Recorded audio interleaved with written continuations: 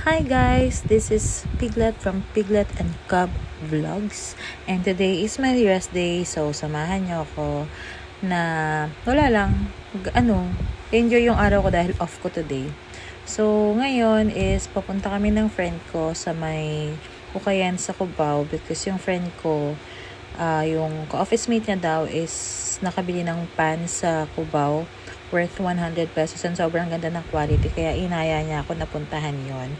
So nandito siya, lagpas lang siya ng gateway, and alam nyo, sobrang mura dito. Ayan, 50 pesos to 99 pesos, and meron pa silang 50% discount, pero ito yung original price nila. I-screenshot nyo na lang para makita nyo yung original price nila. So actually mura na yan kaysa sa mga mall. And one more thing about the mall, sa mall kasi syempre mahal na yung mga yung mga bilihin doon, pero magaganda rin naman yung quality. Pero ang gusto ko rin dito sa mga ukay-ukay, bihirang-bihira ka makakita ng kaparehas mo. So ayan, sobrang ganda talaga dito. Ang ganda ng mga quality ng mga damit. Puro maganda na lang sasabihin mo, te. Ang lawak, ang daming damit na pagpipilian. Alam mo, ewan ko kung sa akin lang siya, pero sobrang daming damit na pwede mong pagpilian na magaganda. Ending, wala ako nabili kahit isa. As in, una sa lahat kasi, pecha de peligro pa. At saka, wala kasi sa plano ko talagang gumastos ng araw na to. Then, after that, meron ako nakitang gusto. Tapos, sabi ko, hindi ko naman kasi siya kailangan, pero gusto ko siya. So, sabi ko, sinampay ko ulit siya doon sa may sampayan, tapos tinago ko siya. Sabi ko, kinausap ko yung dalawang damit na yun. Sabi ko, kapag nandyan pa kayo, pagbalik ko, bibilin ko na kayo. Pero kapag wala na kayo dyan, ibig sabihin hindi talaga kayo para sa akin. Kasi ewan ko, minsan kasi pinag-aawayan namin ni Baby Bear yung pagiging magastos ko. Kaya sabi ko na lang minsan, kapag may gusto akong bilhin, kapag pangalawang balik ko nandyan pa siya, saka ko na lang siya bibilin. So dito sa Ukayan na to, ayan, may kita nyo siyang, meron siyang 6,450, meron pang lalaki, pang babae, pang bata, pang matanda, pang shibulibum, at saka pang lahatan. Marami dyan, sobrang dami dyan.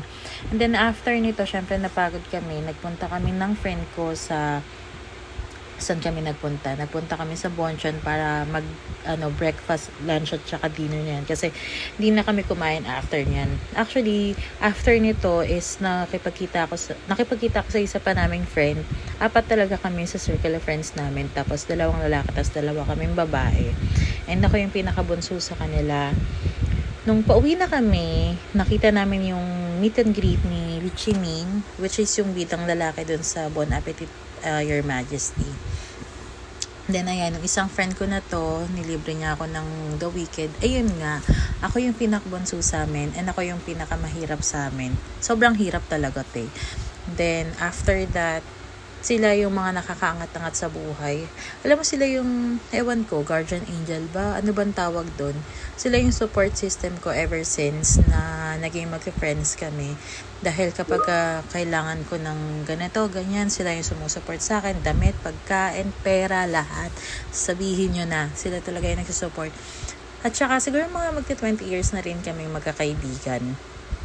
Ganun yung friendship namin. So, minsan may ups and down, minsan mag-a-attitude si ganito, mag-a-attitude si ganyan. So, ayun, naniniwala ko na kapag yung friend mo, kahit gaano pa kasama ugali niyan, pagka gusto mo siyang friend, hindi mo siya ito-tolerate, pero itatama mo siya. At kapag na-realize niya na tama na siya, friends pa rin kayo, parang wala lang nangyari. Ganun yung nangyayari sa amin. Minsan may ma-attitude, minsan may aalis, may babalik. Pero in the end of the day, magkakaibigan pa rin kaming 4. Sobrang dami rin namin common denominator. Maliban lang na sila, marami silang pera. Ako, wala akong pera, ganun. Ayan, natapos na yung movie. Hindi ko na share ko ano yung nangyari sa movie kasi panoorin nyo siya dahil sobrang ganda niya. And yun lang ang nangyari sa akin today. Thank you for watching. Bye!